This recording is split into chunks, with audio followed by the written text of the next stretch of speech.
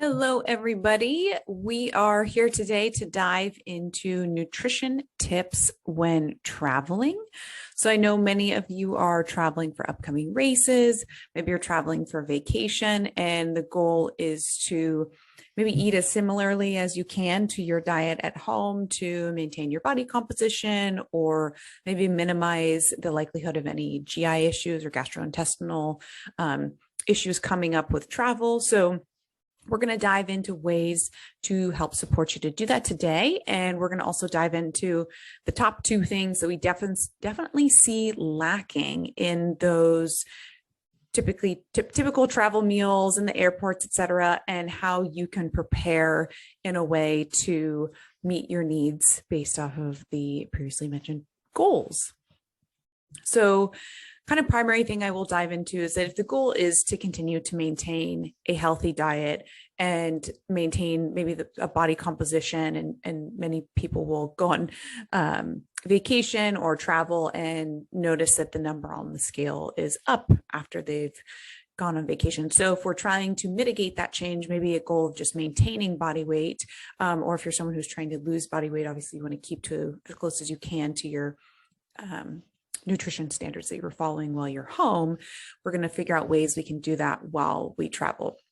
So some of the things that we run up against basically when we're traveling is many times we don't know maybe where we are going to get our food. We don't know what are the local grocery stores. Are there any around?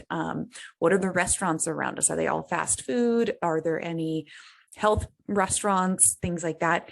We don't know all the time, right, what our options are. And that can lead us into areas of trouble, right? And then if we're staying in a hotel, many times we may or may not have a fridge. You may have a mini fridge. You may not have any fridge at all.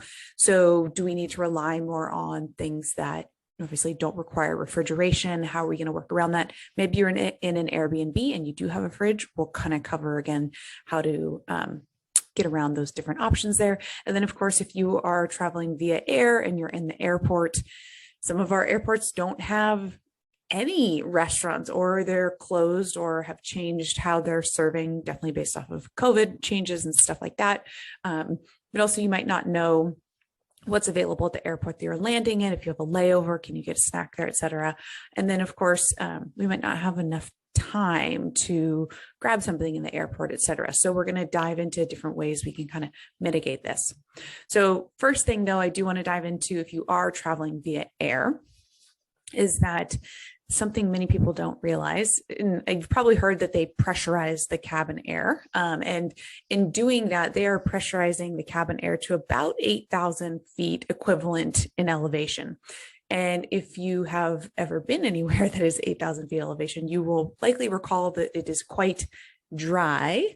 And so in doing that in the cabin air pressure as well, it does create a drier environment. So although we're not maybe sweating on the plane, maybe some of you are, that we are likely actually becoming a bit dehydrated just because of the pressurized air in the cabin. So this can lead people to getting headaches, maybe feeling lethargic, et cetera. So this will be a situation where I highly encourage all my athletes when we're traveling to really stay hydrated. If you are traveling via air, this means, grabbing a bottle in the airport or filling up at a water fountain in the airport, bringing along some of your electrolytes, choosing an aisle seat, because if we can get up and use the restroom, I mean, you hopefully are if it's a longer flight, but think about consuming, a half of a bottle or more potentially per hour of your flight, just to kind of maintain that level of hydration.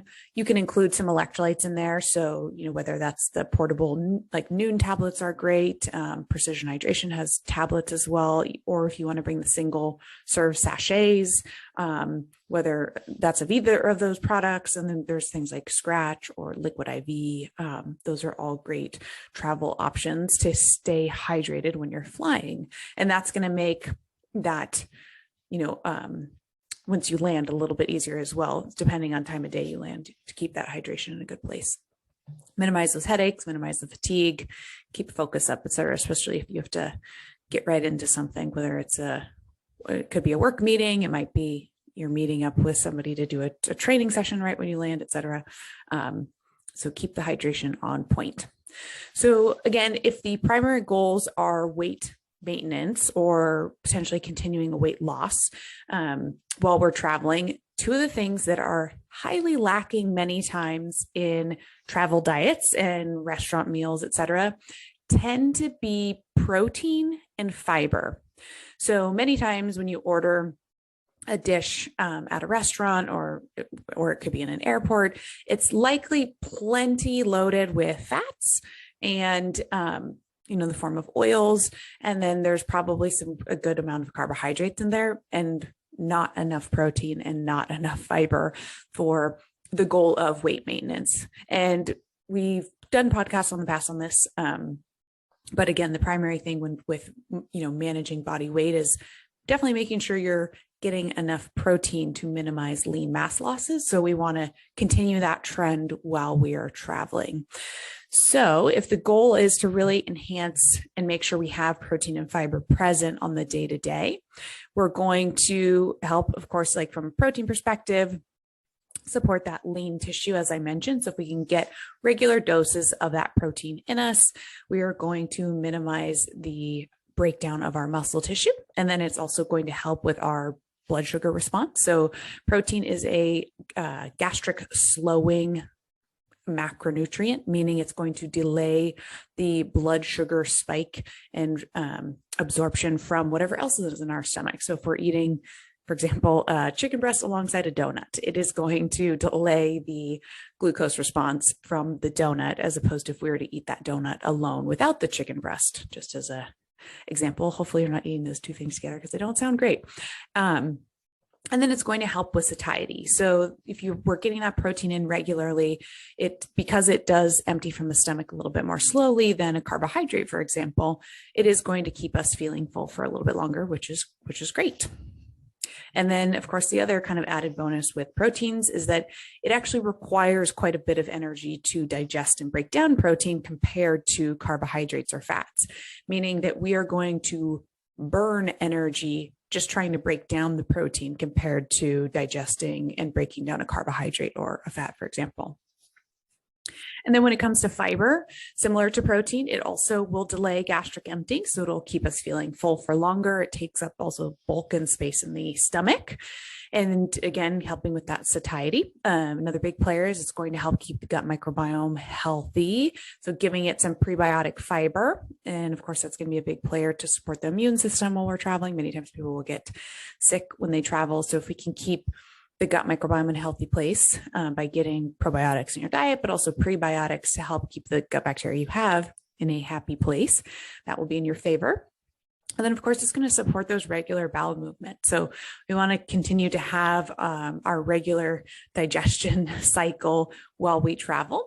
And fiber is also going to be a big provider of our vitamins and minerals, and then especially so our antioxidants and our anthocyanins. So those are in polyphenols. Those will all help with to think about muscle tissue recovery, things of that nature if you're traveling for training. Typically, the foods that have a bit of fiber are also going to give us the antioxidants, and again, the anthocyanins and polyphenols. And then as a little tidbit, if you guys are looking for a little cheat sheet today from our podcast, we will include a link in the show notes below, so you guys can get a free download there with all our snacks that we're going to dive into here in a second. So what if you can prepare food and bring it with you when you travel? If that's the case, I'm going to go through two scenarios. If you can prepare food and if you cannot prepare food. So right now we're going to dive into if you can prepare food and bring it with you for your travels.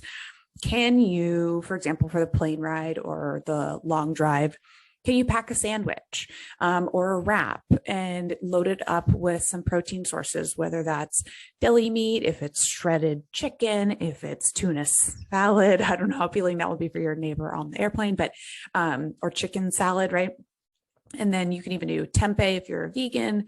I've had plenty of my clients do thinly sliced tempeh inside a sandwich and load it up with some veggies. So this is going to be like your fresh thing that you can have that day or in the next couple of hours on the plane to give you the fiber. So from the veggies, so you're putting maybe some lettuce, tomatoes, things like that, sauerkraut. Talk about probiotics. That's a win-win there. So get that in with your protein from whatever meat source you choose in your sandwich or wrap.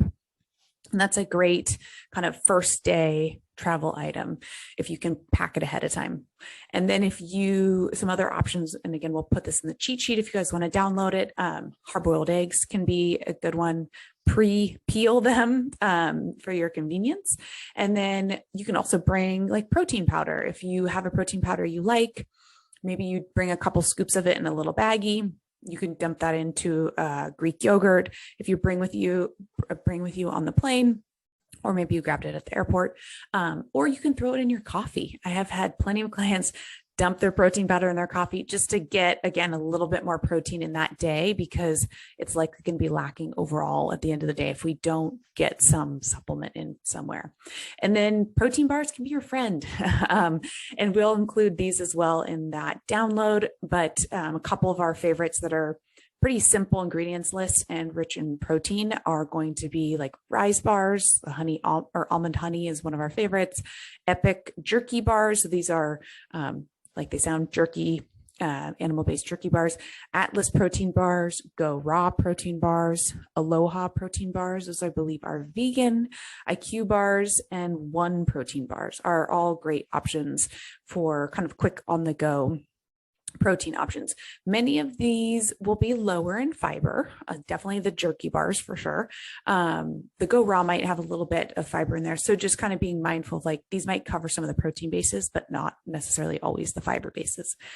So with that in mind, we are diving into fiber ways that you can increase that intake while traveling if you have the ability to pack and prep something with you.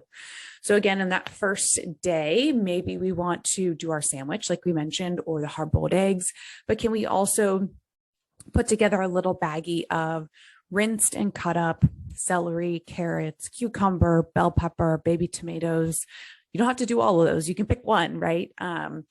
But if you want to do a variety, great. And you could bring along a little bean dip. Again, that's going to be very rich in fiber as well. You can easily make bean dip pretty quickly at your home if you grab some canned beans, blend them up, put a little bit of oil, a little bit of spices in there, a little olive oil, and you're ready to rock and roll. Or of course, hummus is a good go-to. You can also bring along some fresh fruit, depending on where you're traveling. Of course, I think sometimes they will take your fresh fruit from you. But if you want to bring some fresh fruit, whether we're talking about berries or maybe you have some orange slices, some cut up apple, stuff like that. Again, very good source of fiber and those antioxidants, which will be, again, another thing we're looking for. And then some maybe packaged stuff that can be a great actually form of fiber is popcorn. So maybe it's like one of the brands we like is, I think it's called Buddha Bowl, as single serve bags of popcorn. So you don't need to bring a giant monster bag with you, but just those little single serves can be great. You can also bring single serve packets of oatmeal, and then at the airport, maybe go to Starbucks, just ask for a cup of hot water and you can dump your instant oatmeal baggie in there and you get some fiber that way. You can even mix your protein powder in if you'd like. And then there are some kind of like dehydrated veggie chips out there. So there's tons of variations on kale chips, but I've also seen carrot chips and, oh goodness, like zucchini chips, you name it, they're out there. So you can get things of that nature where it's just literally the dehydrated form of slices of the vegetable. Those are great. I think a couple of brands we like are Rhythm, and then Brad's Raw kale chips is a good option. And then I mentioned the veggie chips, kind of a variation of the kale chips. And then some other good fiber sources would be, which is a little bit more popular these days, are like roasted forms of legumes. So they make them kind of like almost little salty roasted popcorn-esque forms of like chickpeas or edamame or things like that. Those are great and come in single serve bags as well. So what if you cannot prep and bring stuff with you? So we mentioned like all these things you could have on hand, bring with you, load up your carry-on bag with some snacks for potentially that first day. Some of these things will hold, don't need refrigeration, like the veggie chips and edamame chickpea snacks, like those things will last. So in reality, depending on how long you're there, you could bring a handful of these things and it'll last several days to give you sources of fiber or protein, right? That you have your protein powder, protein bars.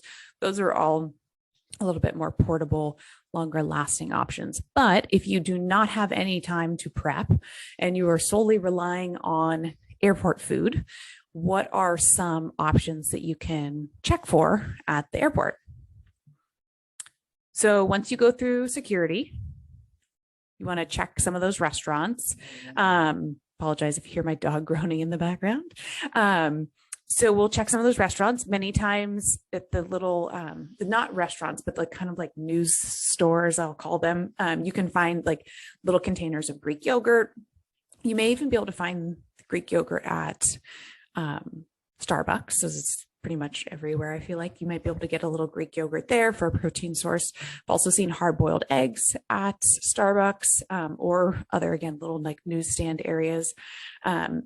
If you have time to get a to-go order from any of the restaurants, maybe you, if it's breakfast, maybe you order egg white scramble or some form of a like breakfast high protein scramble.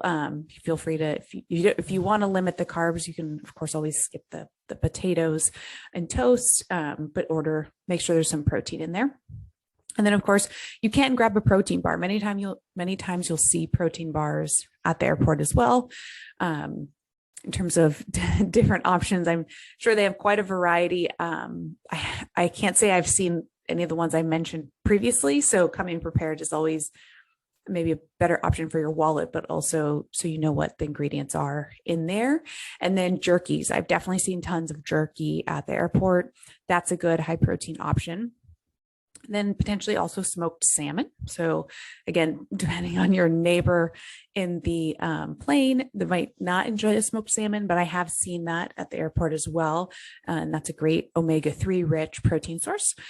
And then I know, again, Starbucks we are not being paid by Starbucks by any means, but I do know that they have those little protein boxes that you can grab as well.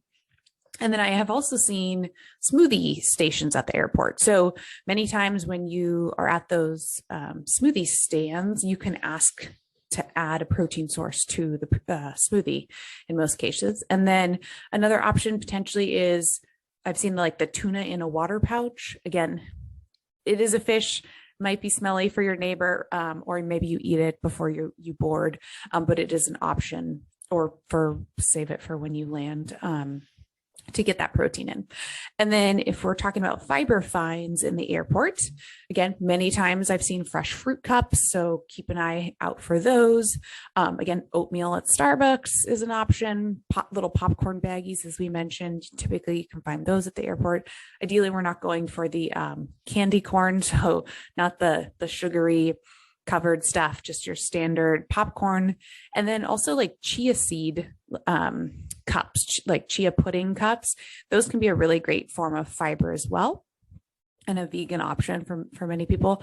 And then, as I mentioned, checking the restaurants and ordering to-go options to bring with you on the plane. And that could be one of their sides for the restaurant, or maybe it's a starter, but like a veggie and hummus dip starter. Many times that's an option at many restaurants. Grabbing something like that to, again, get the fiber from the chickpeas and the hummus, but also your veggies is a great portable option if you are in a pinch. So as I mentioned, if you'd like a little download cheat sheet of all this stuff, there will be a link in the show notes. You can click that guy and get this stuff. And then now I'm going to dive into some changes in like price points, right?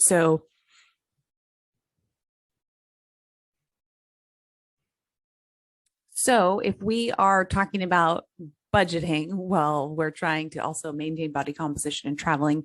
Some things that we just wanted to point out and thought were a little bit of some eye openers is bringing your own empty canteen, because obviously they're going to make you dump it out once you go through security, but bringing an empty canteen and then filling it at the airport can be a huge saver for your wallet. your canteen is obviously free. The fountains at the airport are free. But if you buy a bottled water in the airport, sometimes it can be $5 or more for a bottle of water at the airport. So just kind of keeping that in mind. And then if we're thinking about like snacks at the airport, if you were to, we did some price gathering here. So if you were at the airport and grabbed a single serve of trail mix, we're looking at $1.99, $1.99 for about 3 ounces, or about 0.66 or 66 cents per ounce, right? If we were to head to Trader Joe's before the airport and grab a bag of trail mix, we're looking at 33 cents per ounce. So literally 50% less if we can prep ahead of time. And then again, talking about airport snacks for protein, Greek yogurt. We have single serve Greek yogurt at the airport is $7.50. I'm talking in California terms too, so this might be different in other areas. If you grab one from your local grocery store, it is $2.99. So again, big increase in inflation there, and they can do that because they know you can't leave the airport, right? And then we did some math with making your own sandwich. So we found a Starbucks wrap at the airport. Is about $3.75, which even sounds a little bit like low to me, surprisingly. But if you were to make your own homemade sandwich, you can get an entire loaf of bread for $2.75. Then you add your lettuce, your tomato, deli meat, and it makes your one homemade sandwich come out to basically $1.68 if we're accounting for 2 slices of bread from that loaf. So some ways to save for sure. And then what do we have next here? Sleep. So that's a big thing for people, right? Once you land, many times we'll feel fatigued, especially if we land in a different time zone and it's maybe daylight still, and we want to stay awake and alert. One of the best ways to kind of, get your body into the swing of the new time zone is to get out and move. If it is nighttime, however, and you of course want to get on track with that cycle, you do want to go to bed. So no need to get out and move to get some sleep. But if you are trying to stay a little bit more alert and you want to shift your wake and sleep cycle to that time zone, some of the best things you can do is get sunlight exposure early in the morning, and then in the later evening when the sun is kind of lower in the sky. That really helps set our circadian clock for that time zone. And then when you wake, you can do things like cold showers. Some people hate them, some people love them, but that can definitely help keep you alert and wake you up, or exercise. So both of those things are going to help kind of elevate that cortisol, get us syncing with that circadian clock. And ideally, you're doing this within 1 hour of waking. So cold shower or exercise, or both within an hour of waking. And then at the end of the day, if we're trying to support sleep, get to bed a little bit earlier maybe than we're used to, then we can use tools like tart cherry capsules or tart cherry juice. If you opt for capsules, obviously you can travel with those. Those can help increase your body's natural melatonin secretion, help get that signaling going a little bit earlier if you need to get to bed a little bit earlier. And then our sleep hygiene tools, so keeping the room cool, stop eating before at least 2 hours before you plan to go to bed, so your body can focus on sleep and not digestion. Can we black out the room? Can we get some earplugs so we're not hearing the nearby freeway noise or whatnot?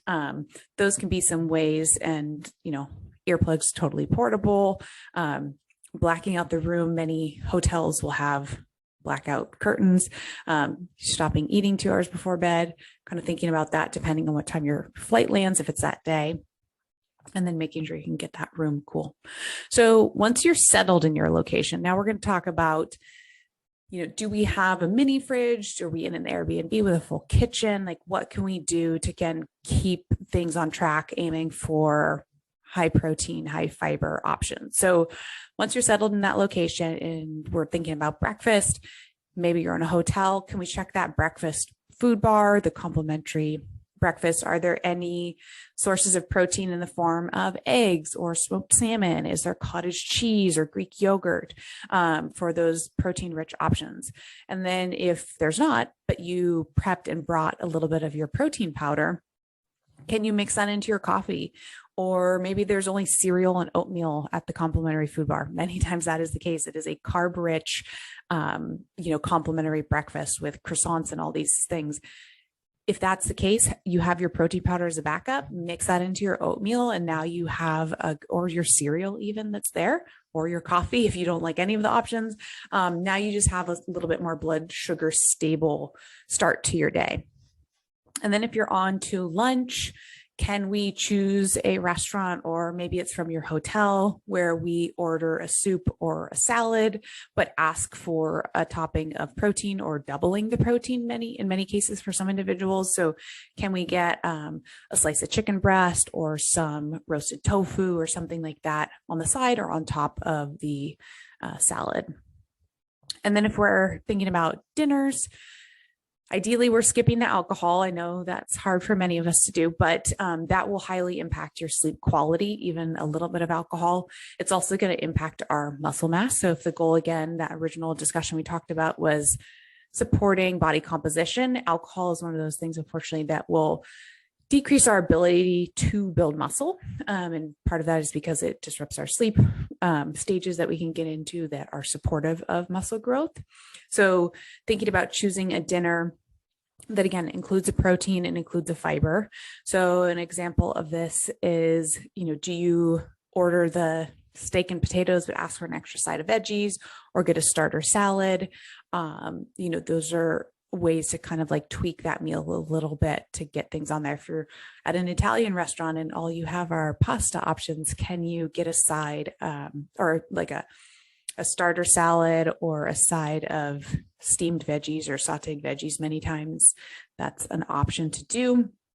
And can you add a protein source again on the side with that? So just kind of thinking about that game plan when you make those choices, because many times the dish will be plenty loaded with carbohydrates and fats. And that's where you'll get a majority of those calories from, but those are not going to necessarily support lean muscle mass. So keeping that in mind when you choose your dinners. And then, of course, hopefully you're consuming that dinner with enough time to digest to support sleep. So again, 2 hours. And then snack wise, we mentioned all the bars. So in between, whether you're traveling for meetings or if you're on vacation and you're going to the pool with your kids and stuff like that, can you bring along some higher fiber protein bars to keep you satiated from meal to meal, so you're not ending up at a restaurant and you haven't eaten, for the last 7 or 8 hours, and now you're famished. And of course, our brain is going to say, like, let's choose the highest calorie option because we haven't eaten all day. Your body's going to say, let's do the burger and French fries and stuff like that, right? So keep those snacks on board. That'll help the satiety and our decision making when it comes to snacking. So what if you have a mini fridge or even a little kitchenette and you have the ability to include some perishables? If you have the ability to check out something like Uber Eats or Dash, there's so many different app-based food deliveries where they can do grocery shopping for you. They can go to restaurants for you.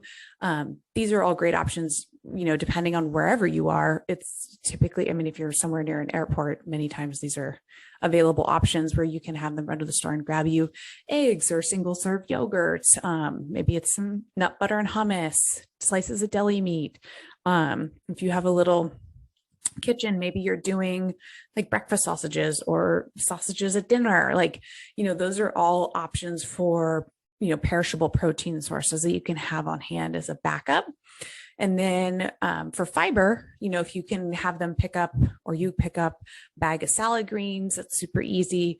Fresh fruit, granola, whether you want to do some trail mix or mixed nuts. And then another good option is the microwavable rice packets, or kind of half cooked or parboiled or something like that. But you just pop them in the microwave and it's pretty quick, and you get a form of carbohydrates that's a nice fiber containing kind of whole grain.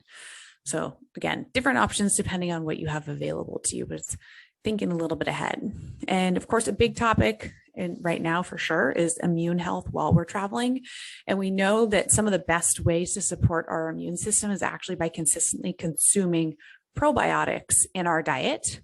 Prebiotics seem to be beneficial, but interestingly enough, I was listening to, I think it was Dr. Huberman. He was breaking down a study where they compared one group consuming plenty of fiber throughout the course of the day. And then another group was set to consume, I want to say it was 6 servings of probiotics per day. And then they assessed the gut microbiome diversity after several weeks of the study. And the group that consumed actually several servings of probiotics throughout the course of the day, so sauerkraut, yogurt, kefir, kombucha, stuff like that, they actually ended up having a more diverse microbiome than those who just really hit the fiber really well. So something to kind of be mindful of there is the prebiotics and the fiber are still great because they are that food for the gut bacteria. But in terms of creating a diverse gut microbiome, which is of course a healthy gut microbiome, including probiotics, again, so yogurts, cottage cheeses, kefir, sauerkraut, kombucha, those are miso and natto are all also other options. Those are great to get some probiotics in your diet. And I think also tempeh is technically contains some probiotics so long as you don't heat it too much, because of course that would kill the probiotics. And then of course, wash your hands if you need to bring your hand sanitizer, etc. And then we do know that there are some things that will definitely hurt our immune system health for sure. So higher fat and higher sugar containing diets, we do see there's a suppression of the immune system, but definitely an impact on the gut microbiome. And we see processed foods for sure. So again, many times processed foods are just lacking that fiber, prebiotic fiber to feed the gut bacteria to keep them around. And then alcohol, we do know that that will also suppress the immune system via way of the gut microbiome. So with all that being said, if travel does revolve around a vacation, then many of these suggestions you might just want to save for another time because you might want to approach that trip with a more relaxed mindset, with a little less focus, maybe on food. And maybe you're just kind of rolling with that 80-20 rule. So can you maintain 80% of your trip on kind of on track, in air quotes, if you will, whatever that means to you, and then enjoy the other 20%. And when I say 80-20, I think many times people want to kind of know exactly what does that mean. So if we're talking about 80-20, that means, as an example, maybe you stay on track for breakfast, lunch, dinner, but you enjoy one treat or dessert a day. Or do you stay on track, breakfast, lunch, and dinner 6 out of 7 of the days of your trip? And then that one day you don't, you eat whatever you want for breakfast, lunch, and dinner on that 7th day. Technically, that would be that 20%, right? So those are, again, some options. So in summary, you guys you definitely can make smart decisions for sure. Maybe it takes a little bit more thought at first, but you'll get into the swing of it while staying on track while traveling. And then again, big 2 things we want to prioritize: protein and fiber, because many times those are going to be lacking when we are going out to eat. And then finding maybe just one of the protein sources we mentioned and one fiber source that you enjoy, and stick with those and have those as something you rely on for those travel days. And then, as I mentioned, if you guys want to get that cheat sheet of all the stuff we listed earlier, go ahead and click the link in the show notes and you'll get the free download to have that on hand and get your grocery shopping all ready to roll for your next trip. All right. Thanks for tuning in, you guys, and we will see you next time.